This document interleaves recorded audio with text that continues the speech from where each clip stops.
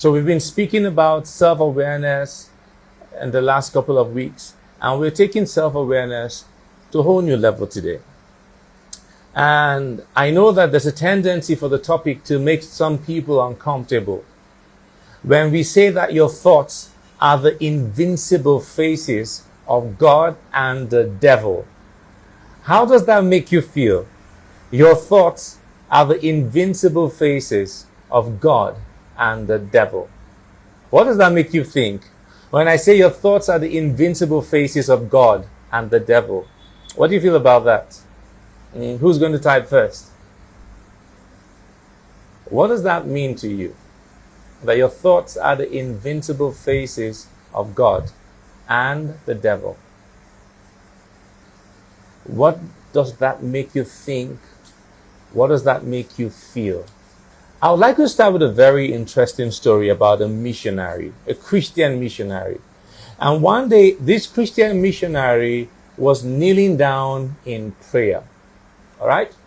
He was kneeling down in prayer, and he heard God say to him, "Get up and go to the village that is across the few hills from you."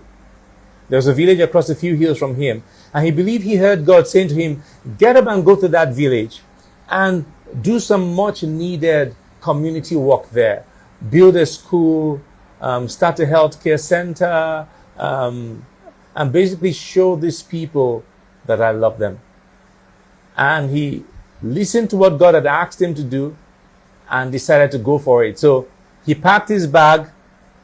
It was in the era when there were no cars, and horses were the exclusive preserve of wealthy people. Even donkeys were not available to the common man. And this was just a missionary. And so he packed his bags, hung them over his shoulder, and began the long walk to this village. After sojourning for a couple of days, he came to a very narrow mountain path. It had cliffs on both sides, very narrow mountain path. And as he cleared the turning, to his disappointment, he sees the largest snake he has ever seen lying down in his path. And this snake was so thick and so big, it filled up his path, and the young man could not even dare, out of fear. This missionary could not dare approach. He noticed that the head of this snake was just around a rock. He could see the large rock. He could see where the head of the snake disappeared. It was the largest, most intimidating snake this missionary had ever seen. And so he was worried. And the first thing he did was he rebuked the devil. He says, "Look, Satan, or look, devil, I know that you are aware that God has asked me to go do some good work in the village ahead, and you've come and created an obstacle. But I want you to know that I'm not going to give up easy." These are the things he said. When he saw the snake in his path, he began to rebuke the snake because he believed that this snake was deployed to his path by the devil to stop his mission. And so after rebuking the snake, and the snake wouldn't budge an inch, he now went back and faced God in anger. He says, "Look, God, how can you send me for such a wonderful job, to do such a wonderful job, to help people in the nearby village? I accepted to go on this assignment you've given me, God, and then you allowed this snake to come and block my path." And so he was really upset with God. And he tried to find a way around, climb over the cliffs, but the cliff walls were too high. And so reluctantly, he pressed forward a little to just see if he could see how distracted the snake that's been lying down there for a couple of days was. If he could just see what was keeping the snake there, he could race for it, jump over the long back of the snake, and keep heading for his mission. And as he edged closer and closer, he realized that that stone that stopped him from seeing the head of the snake was not just in the path, that huge rock had been used by somebody to crush the head of the snake. So this snake that had stalled his journey, that had given him some level of discomfort, that had caused him to face off against the devil, caused him to face off against God, this snake was dead. It was the carcass of a snake. The stone that was concealing the head was not hiding the head of the snake. The stone had crushed the head of the snake. Now my question to you. First question. When this missionary heard God ask him to go do the good work, how did he hear God? How did he process the information from God? It's just one word. How did the missionary hear God? And how did he process the information from God? The one word? Yes. His thoughts. His thoughts. The missionary heard the instruction and processed the instruction by thinking, by thoughts. And when he approached on his journey and saw the snake on his path,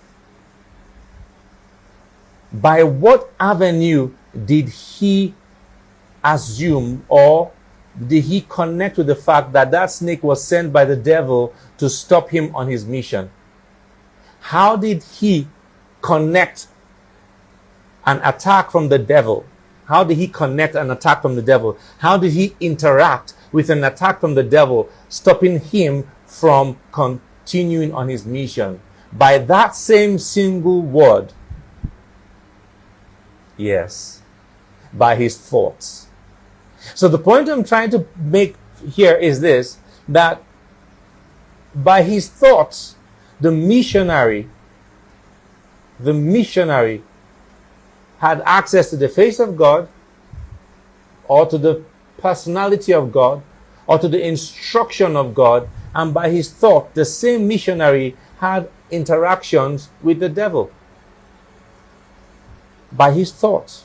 So when I say that your thoughts are the invincible face of God and the devil, I'm saying to you that the only medium that you have as a human being to connect with anything God does or anything the devil does is your thoughts. The highest function, I said this last week and I'll remind you again. The highest function any human being can perform is thoughts. Your conviction, your faith, your belief, your dogged understanding of the goodness of God is only done by the advent of thinking, your thoughts. Your foreboding, your fear, your concern of the devil, your worry of evil is also only accessed by your thoughts.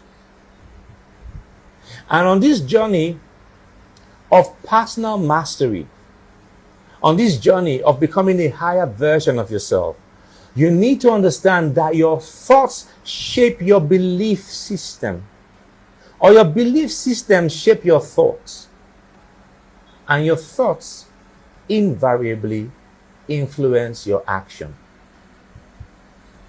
The life you're living today is a function of what you have believed by the things you thought, and what you now think by the things you believe.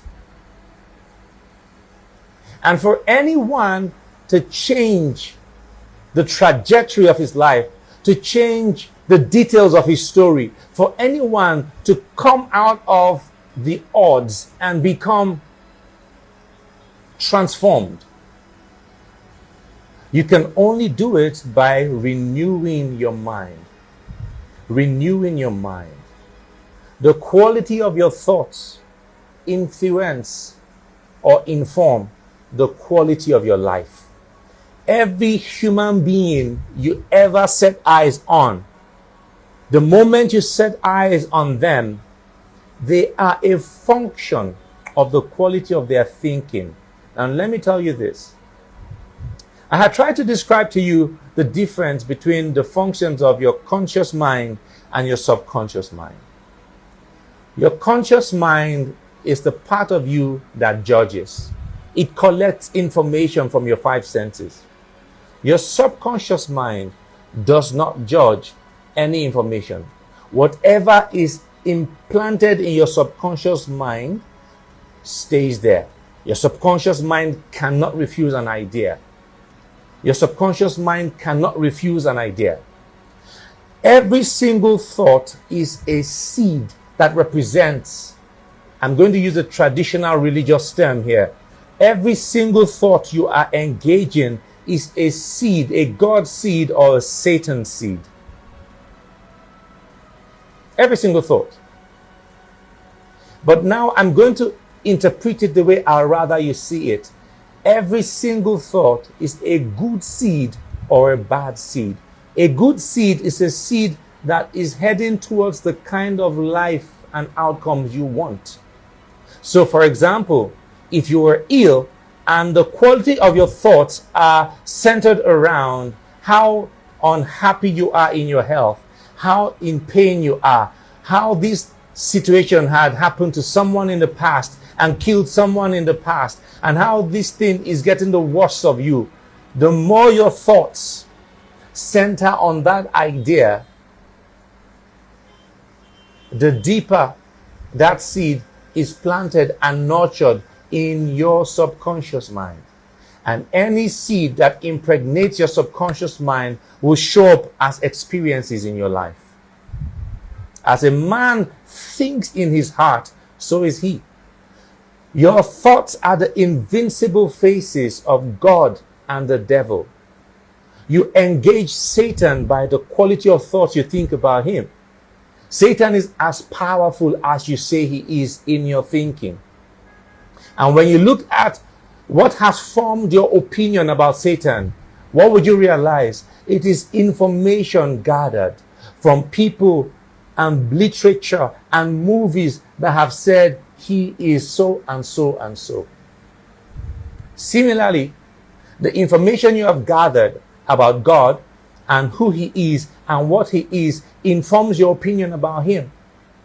And every time I say the word God, I want you to also put the word good. Every time I say the word God, I'm saying the word good. And you see, when you want to transform your life, you must learn to believe in good. When you want to change the trajectory of your life, you must learn to believe in good.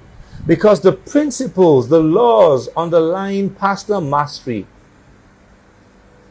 emphasize the fact that anything you focus upon, anything you emphasize, that you either fear or revere, will impregnate your deeper mind and show up in your life.